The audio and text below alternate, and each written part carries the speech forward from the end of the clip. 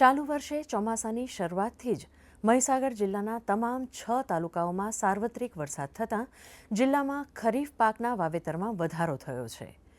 ગત ચોમાસામાં જુલાઈ માસમાં 10,000 હેક્ટર જમીનમાં વાવેતર થયું હતું, જ્યારે ચાલુ સિઝનમાં જુલાઈ માસમાં 30,000 હેક્ટર કરતાં વધુ જમીનમાં વાવેતર થયું છે।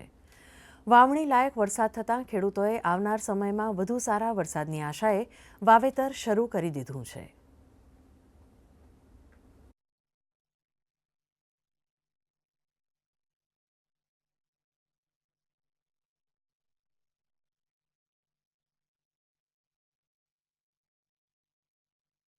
ગયા વર્ષની અને આ વર્ષની સાપેક્ષમાં આપણે વાત કરીએ તો ગયા વર્ષે આ સમયે અત્યારે 10,000 હેક્ટર આસપાસ વાવેતર હતું, જ્યારે આ વર્ષે 30,000 હેક્ટર આસપાસ વાવેતર છે।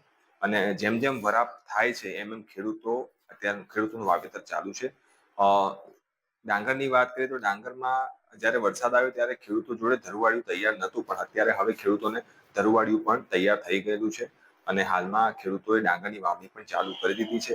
આ સાલ વરસાદ વહેલો થયો છે અને ચાયડા ભરાઈ ગયા છે, એટલે અમે ડોગરની રોપણી ચાલુ કરી દીધી છે અને વરસાદ સારો પડે એવી આશા રાખીએ છીએ।